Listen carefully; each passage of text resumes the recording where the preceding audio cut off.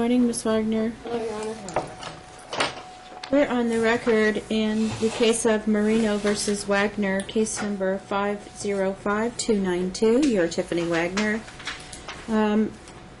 You were given an opportunity to review the report by Dr. Gary Linkite pursuant to your psychological evaluation.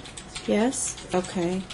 I didn't thoroughly read it. I assumed I was going to be able to obtain a copy. If you grant me that, I would appreciate it. If not, I'm still seeking counsel for trial.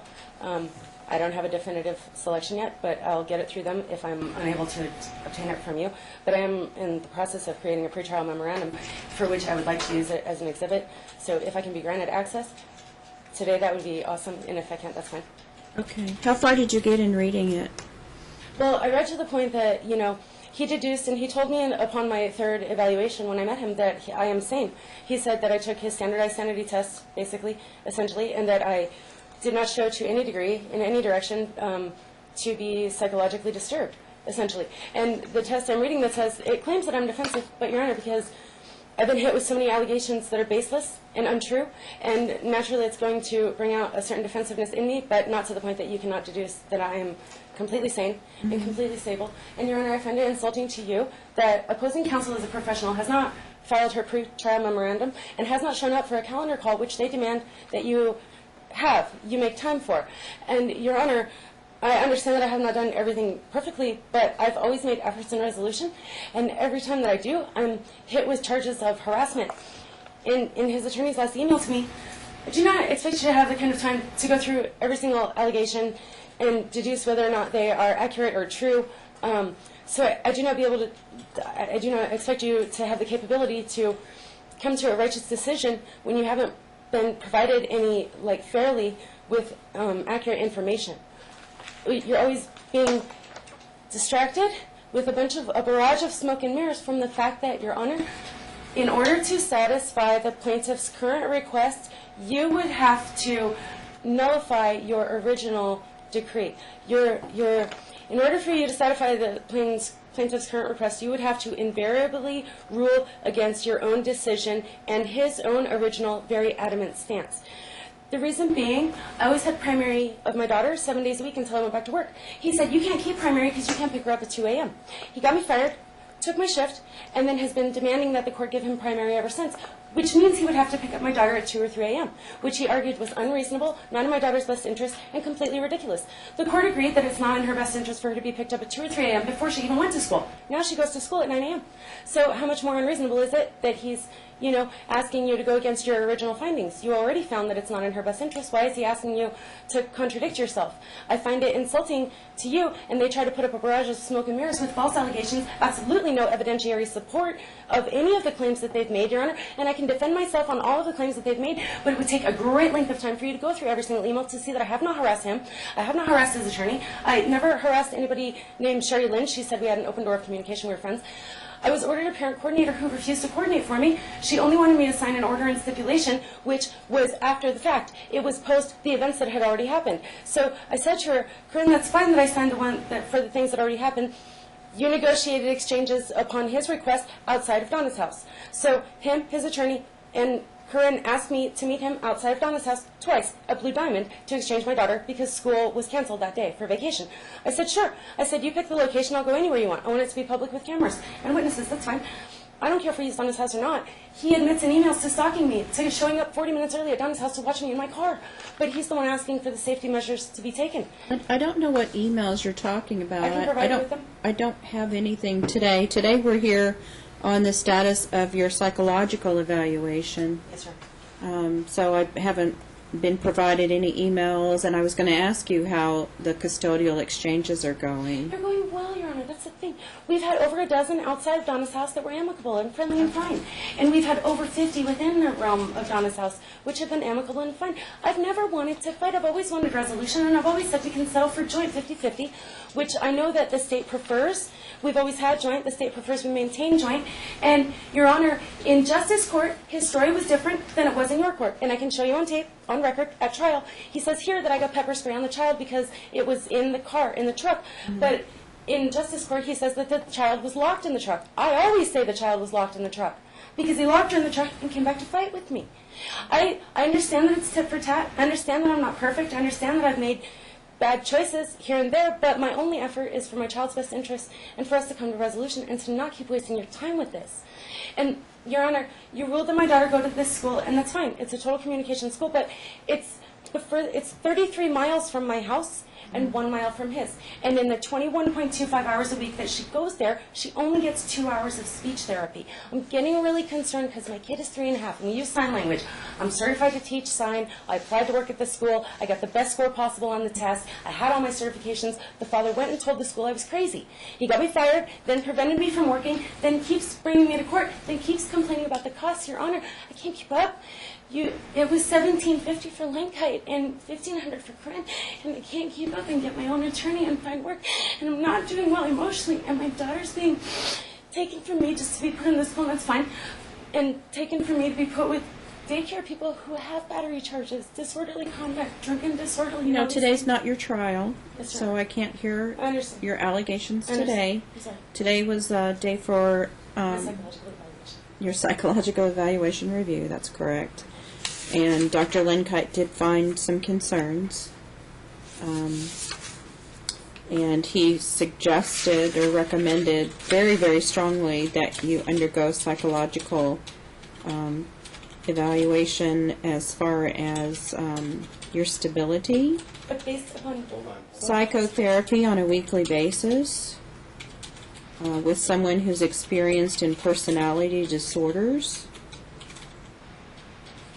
that you do have some problems, that you have histrionic personality disorder, you have borderline personality traits, and of course your alcohol use is in remission. But I'm For more 13 years. concerned with the histrionic personality disorder and borderline personality What is traits. that? I don't know what that is. You're welcome to review this in more detail upstairs. I can't give you a copy at this point.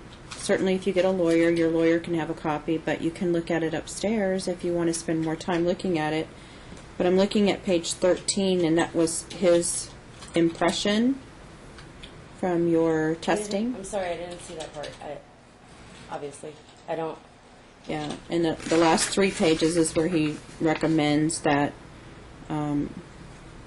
that you have individual psychotherapy on a weekly basis, that you might even benefit from a psychiatrist. Your Honor, with all due respect, I will comply with whatever the court rules. You ordered me to go to the COPE class. I went in less than a week. I'm not The ordering it justice- today because you have a trial coming up. Yes, Your Honor. I just want you to be aware of what he found, and this report can be made available to you if you want to read it, but May I also just simply bring to light that I am going once a week currently to domestic violence class, which was ordered by Justice Court, so I am currently undergoing psychotherapy. that's part of your domestic violence charge. That's not psychotherapy. Individual psychotherapy is to address your emotional issues because you get very upset about things and you act out, and that's what he found. He's the professional. How have I acted out, though? There's no proof that I've ever acted out. I mean, they're alleging the domestic violence, but that's not true. It's a false claim. And it's 3 white men against me, and they're all, like, sitting on the side of my apartment for 2 hours, 2.5 hours while we wait for CSI. And it's his story against mine, you know, the day that it It's happened, not Your just Honor. that, Ms. Wagner. It's not just that. Well, I don't understand what it is. When he asked you for joint, you gave him joint, he gave her back. So I filed for primary. So he assaulted me and says I'm crazy and wants to take her away so that he doesn't have to just so that he can evade paying support. And there's many times that I've thought I should just concede on paper so that he gives her back in reality, because that's all he ever does. I mean, If you wish to review this report, you need to make arrangements to review it upstairs, okay? how can I do that? Or can you explain, please? On the 3rd floor, you have So to what? contact my office, Call your office and ask the law clerk. Okay. okay? All right, otherwise, we have your evidentiary hearing for change in custody set for April the 3rd at 1:30. It sounds like you're already preparing for that. Did you get our trial guidelines on how to mark your exhibits? Probably. Okay. Do you want another If you set? have, please. Sure. Yeah, Frank, can you give that to her, please?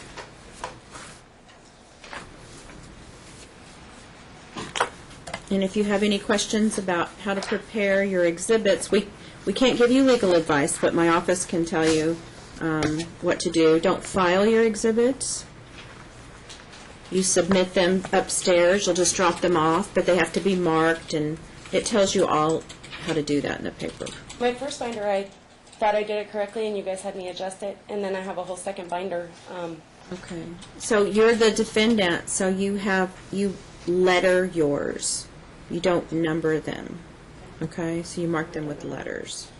I have so much evidence in my defense, Your Honor, and I'm truly, I've lived in the same residence for 7 years. The one before that for 5, held the same jobs for 7 years, almost a decade at a time. The one before that 5, lived in the same city my whole life, and I'm financially stable, I'm mentally stable, I'm emotionally stable.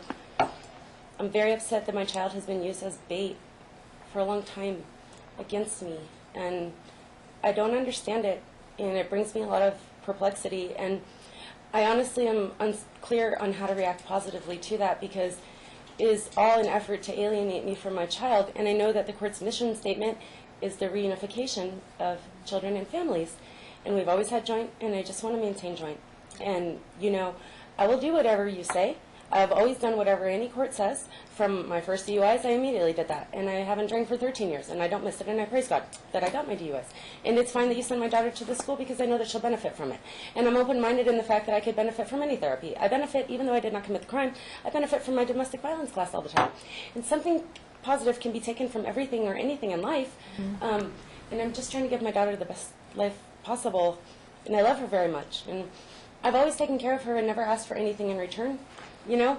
And I know that you've helped Jews that were survivors of concentration camps, and I'm sure you're familiar with Viktor Frankl and, you know, man's search for meaning, and it's always that if you take care of other people, then he'll take care of you. And I've never asked Mr. Rena for anything. I've always just tried to take care of my daughter to the best of my ability, and I don't even care about support. I'll waive it. I don't care. But he doesn't even want her anyways. Thank you for listening, and I'm sorry for taking your time. That's okay. Thank you for your appearance today. Thank you. All right, you have a good day.